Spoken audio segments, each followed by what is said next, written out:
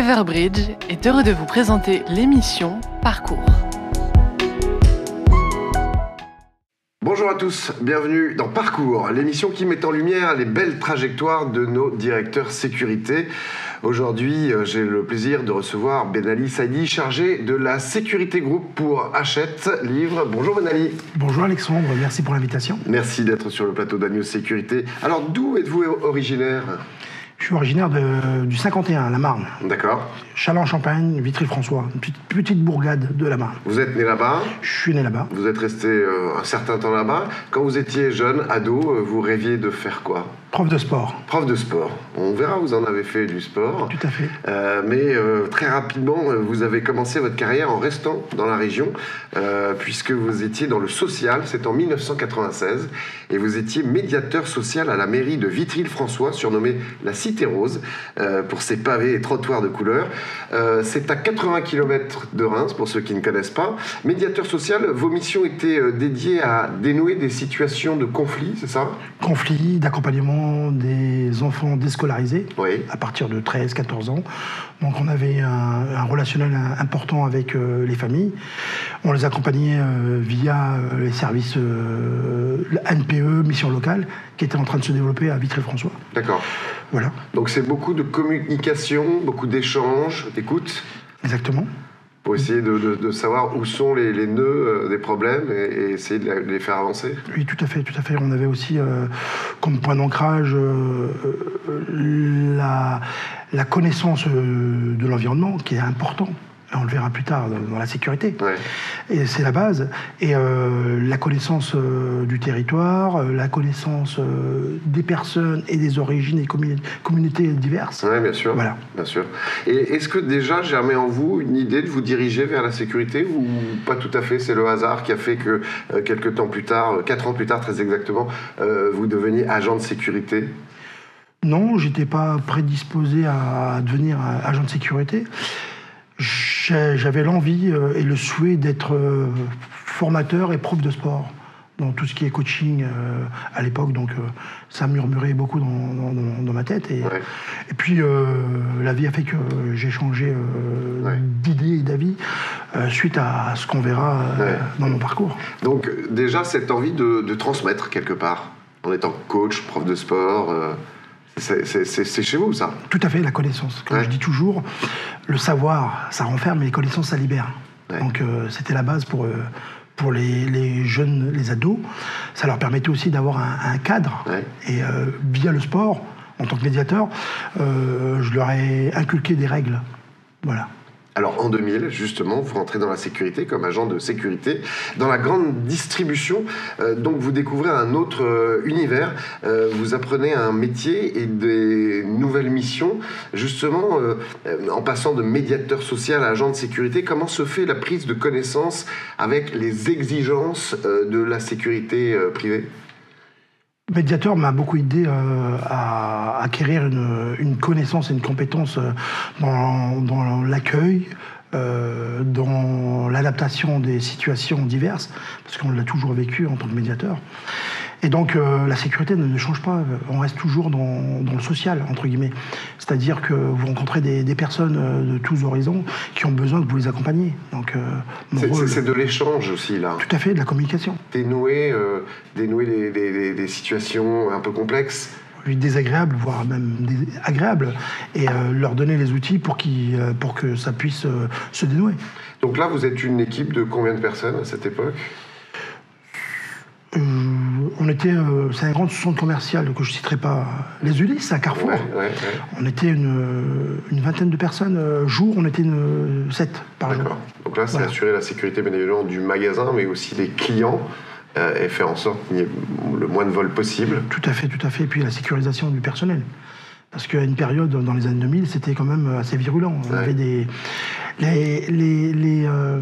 la police avait surtout été dépassée dans ces villes, dans ces banlieues parisiennes, par l'augmentation de la violence. Donc la sécurité, les agents de sécurité étaient quand même une grande aide. Et justement, vous parliez de la police. Est-ce qu'il y avait un lien avec la police ? Est-ce que déjà le continuum à cette époque se mettait en place ? Ça dépendait des personnes qu'on rencontrait. C'est l'humain, c'est de l'humain en fin de compte. Ouais. Vous tombez sur une équipe des pilotes de la police qui a été ouvert à l'échange et au partage, et d'autres qui étaient un peu plus rigides. Donc le but, c'est de nouer des liens pour justement, professionnellement parlant, être plus réactif. Tout à fait. D'accord. C'est un univers avec aussi de la nouvelle technologie, les grandes surfaces. C'est une découverte pour vous à cette époque ?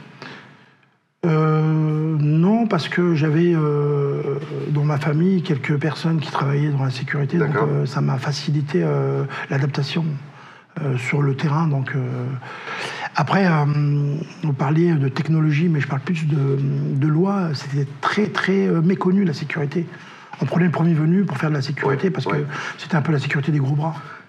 Aujourd'hui, c'est différent. Complètement. Est-ce que justement, vous avez été formé juste sur le tas, ou est-ce que vous avez reçu des formations quand vous intégrez la sécurité privée ? Non, c'était pas dans l'air du temps, les formations. C'est venu après, comme dans toute situation, quand les politiques se rendent compte que la sécurité des personnes et des biens, ça reste la priorité de la population en France. Voilà, donc après, c'est venu. Alors rapidement, grâce entre autres à votre sens du relationnel, vous passez chef d'équipe. Qu'est-ce qui fait qu'on vous confie ce poste ?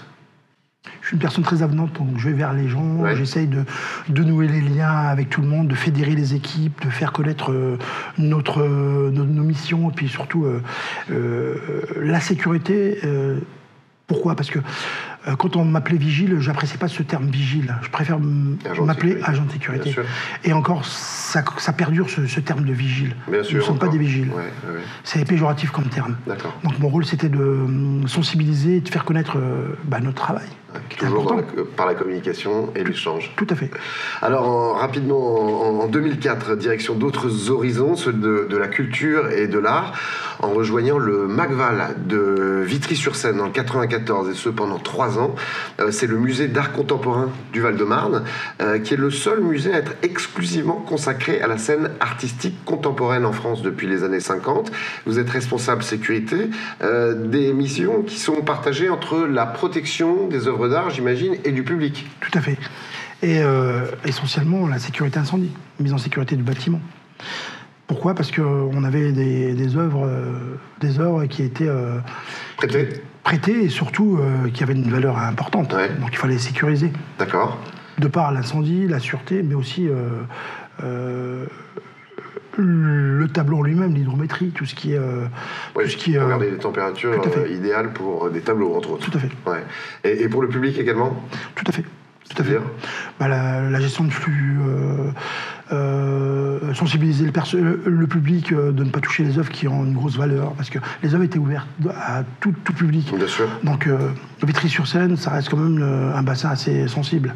On a essayé du moins, les politiques ont essayé de allier, de rapprocher la population des banlieues vers la culture. Tout à fait. Voilà, c'était le but. Et notre rôle à nous, c'était aussi de leur transmettre ce message et que l'art est ouvert à tout le monde. Mais doit se respecter. Tout à fait. Et ça marchait. Exactement. Alors, vous étiez à la tête d'une équipe de combien de personnes ? Une quinzaine de personnes. D'accord. Et ça tournait, c'était une équipe de 3 par jour. Voilà. Sécurité privée, des agents intégrés ou... Non, c'était extérieur. Société privée. D'accord. Voilà. Vous, par contre, vous étiez intégré ? Non, j'étais extérieur. J'étais dans le privé. J'ai commencé dans le privé. D'accord. Alors, en 2007, vous passez encore dans un autre univers, et c'est aussi l'intérêt pour ceux qui nous regardent et les jeunes qui veulent se lancer dans cet univers de la sécurité privée, c'est qu'on peut, au cours de sa carrière, travailler dans des univers extrêmement différents, et vous en êtes l'image. Vous êtes recruté comme chef de service prévention et sécurité du centre hospitalier Victor Dupuy à Argenteuil, dans le 95, qui couvre quand même un bassin de 300 000 personnes. Il y a 750 lits pour les malades, 450 médecins, environ 100 000 personnes qui passent chaque année aux urgences. C'est une vraie fourmilière. Tout à fait, et 3000 enfants, 3000 naissances par an. Ah oui, exactement. En plus. Ça a été un des plus importants hôpitaux du 95. Voilà. Quelles étaient alors les missions les plus significatives que vous avez menées ? C'était la sécurité incendie. Là, je suis passé en tant que responsable sécurité incendie. Pour revenir un peu en arrière, Je suis passé de la sûreté à l'incendie. D'accord. Parce que la sécurité, c'est la sécurité des biens et des personnes. Ouais. Donc ça allie les deux, sûreté, sécurité, incendie. Ouais. Donc il fallait passer des formations. Donc j'ai passé le fameux SIAC 3 à une période. Donc là, c'est la première vraie formation que vous Qualification, passez. tout à fait, ouais. tout à fait. D'accord. Tout à fait. C'est une demande de vous-même ou c'est vos supérieurs qui... c'est obligatoire, en fait. Non, c'était réglementaire. Oui, c'est ça. Réglementaire, il fallait Mais avoir c'était un SIAC 3. souhait de votre part de passer cette qualification incendie Tout à fait. pour élargir votre palette de connaissances et d'expertise. Et puis évoluer dans le poste, surtout. Oui, tout à Voilà. fait. Alors, combien vous étiez amené à assurer la sécurité dans un hôpital aussi grand? On avait une équipe réglementaire hein, Ouais. de 20 personnes au total en sécurité incendie, 3 agents 24 sur 24. Mhm. Et après, on avait surtout la sûreté des urgences. Les urgences, ça reste très sensible, dû à une augmentation de violence qui est due à une organisation. Après, je ne vais pas rentrer dans les Ouais, détails. il y a beaucoup d'éléments qui font qu'il y a plus de violence, Tout à fait. les attentes sont plus longues, les gens viennent plus nombreux aux urgences qu'avant. Sous-effectifs du personnel.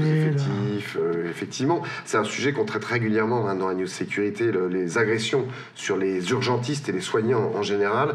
Et c'est donc un dossier que vous avez eu à gérer? Tout à fait, tout à fait. On a mis en place une sécurité des personnes spécifiques aux patients, mais aussi au personnel. Oui. Et donc, on a accompagné aussi, on a sensibilisé le personnel, parce que mettre en place des moyens humains, c'est une chose, mais derrière, il faut aussi expliquer et sensibiliser le personnel la façon de faire pour accueillir le public. Leur apprendre justement à gérer peut-être des tensions, à les dénouer. Leur apprendre, non, je n'irai pas Ça se jusque-là, transmet mais pas? leur donner des outils. Ouais, des Parce outils. que apprendre, c'est chacun a un état d'esprit. Je veux dire, vous ne pourrez pas changer un caractère. Mhm. Et là, il y avait un agent de sécurité dédié aux urgences, Oui, un conducteur de chien tous les soirs, entre 19h et 7h du matin. qui sont les horaires les plus tendus. Tout à fait, ce qu'on avait identifié en Ouais, amont. d'accord. Petite analyse. Petite analyse pour voir à quel moment... d'accord. Est-ce que vous faisiez appel à des entreprises de sécurité privée extérieures, justement pour gérer la sécurité de l'ensemble de cet hôpital? Tout à fait, tout à fait. Ouais. On avait une équipe dédiée à l'hôpital qui était interne, sécurité incendie, D'accord. qui ne souhaitait pas faire de la sûreté. Et ça, c'est Ah oui. une longue polémique. Si mes collaborateurs, mes collègues des hôpitaux, ils vont un peu Vous pensez s'ouvrir. que c'est encore le cas aujourd'hui? Tout à fait, D'accord. tout à fait. Donc, obligation de faire appel à une expertise extérieure? Quand je dis dans le sens où la sécurité incendie ne pallie pas la sûreté, c'est faux. Moi, je pars du principe qu'à partir du moment où vous êtes là pour la sécurité des personnes et des biens, on peut avoir les deux fonctions. Ouais. Mais c'est dans le futur, apparemment, ça peut être un diplôme qui va être créé. D'accord. C'est en pourparler au ministère, C'est en apparemment. cours. Alors j'imagine que dans un hôpital public, le lien avec les forces régaliennes est beaucoup plus fréquent. Tout à fait. Il y avait des conventions qui étaient mises en place. Oui. Et ça facilitait complètement l'intervention des forces de l'ordre. Alors ça se passait comment? On avait des réunions trimestrielles avec le commissariat, donc le commissaire ou le commissaire divisionnaire. Ouais.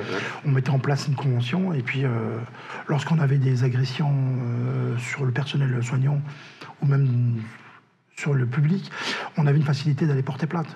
Parce D'accord. qu'aujourd'hui, il faut savoir que les commissariats sont engorgés. sûr. C'est la même chose que les hôpitaux, c'est Bien sûr. un manque d'effectifs. Donc D'accord. voilà, donc ça nous facilitait le dépôt de plainte. exactement, parce que les gens n'ont pas envie de porter plainte avec toutes les attentes qu'on a aujourd'hui. Est-ce que vos échanges avec la police faisaient aussi en sorte qu'ils viennent plus souvent à l'hôpital? Ils intervenaient plus vite. Après, intervenaient plus vite, vous d'accord. dire qu'ils venaient plus souvent, non. S'il n'y a pas de violence, il n'y a pas d'agression. De ronde, oui, choses comme ça. exactement. Mais en tout cas, ça a permis qu'ils interviennent plus vite. Ça, c'est important Exactement. de le souligner. Après, c'est comme je vous dis, c'est l'humain. Hein. Si vous avez des bonnes relations avec une personne, ça facilite la communication, ça facilite le partage. Donc, ce que j'avais avec certaines patrouilles de BAC dans certains hôpitaux où j'ai travaillé, voilà, donc ils venaient nous rencontrer et puis on parlait de certains problèmes qu'on rencontrait. Alors, vous parliez de ces 3000 naissances par an. Ça, c'est des moments de joie qu'on peut partager avec l'ensemble du service hospitalier, mais aussi avec les parents, mais aussi des moments, j'imagine, plus difficiles. Il y a des décès dans les hôpitaux. C'est des agressions. Quels sont les moments les plus difficiles que vous ayez vécu à surmonter? C'était lors de l'été 2007, parce que je suis arrivé en 2007, 2007 tout à fait. 3 mois après mon arrivée, on a eu un incendie aux urgences. Oui. Donc il fallait déporter les urgences, ou alors dévier les urgences dans d'autres hôpitaux. Mais on avait quand même deux ambulances à l'entrée de l'hôpital pour accueillir les urgences vitales. Vitaux, excusez-moi. Donc un jour, j'étais à l'entrée de l'hôpital avec un urgentiste. Et là, on voit une maman arriver avec un enfant dans les bras. Et la maman était complètement dénudée. Je pense qu'elle n'a pas eu le temps de s'habiller. Et elle vient vers moi. J'étais avec l'urgentiste. Elle me dit, mon bébé. Et puis, je ne comprenais pas. Je dis, mais attendez, il est l'urgentiste. C'était la mort du nourrisson. Ah, d'accord. Et là, ça m'a un peu remis en question. Ouais. Donc là, j'imagine qu'il faut arriver au niveau des équipes des émotions surtout. À partager, être solide et à tout à fait. Expulser tout à un fait. petit peu tout ça. Et c'est là que vous voyez que vos agents sont très importants dans le système, dans l'organisation d'un établissement, parce que c'est grâce à vos agents qu'on vous remarque en tant que bon responsable. C'est ça. C'est on du tient bon le coup dans ces moments difficiles. Tout à fait, la solidarité. Ouais. Alors en 2010, pour 3 ans, vous changez de partition en allant comme responsable sécurité au mythique Conservatoire national supérieur de musique et de danse de Paris, qui a été créé en 1795.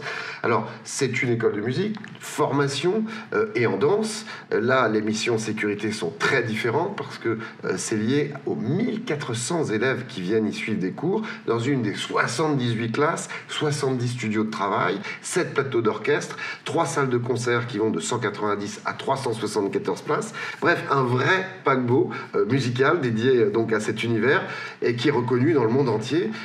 Pour gérer ce type d'établissement-là, vous êtes combien de personnes ? Pareil, on est une équipe de sécurité incendie d'une vingtaine de personnes avec une société extérieure en sûreté. D'accord. 2 agents par jour, donc on était une vingtaine d'agents. Ouais. Au total, c'est une 40aine d'agents, y compris sécurité incendie, sûreté.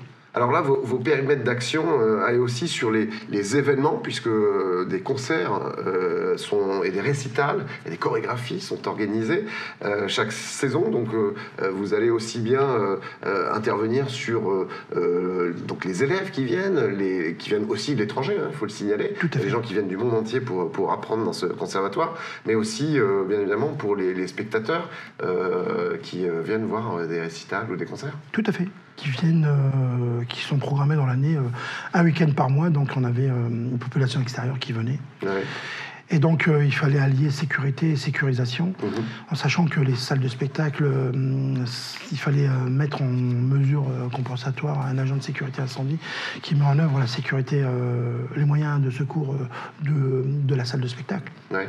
Mais après, vous parliez de public ou d'élèves venant du monde entier. Oui. Il fallait s'adapter aussi.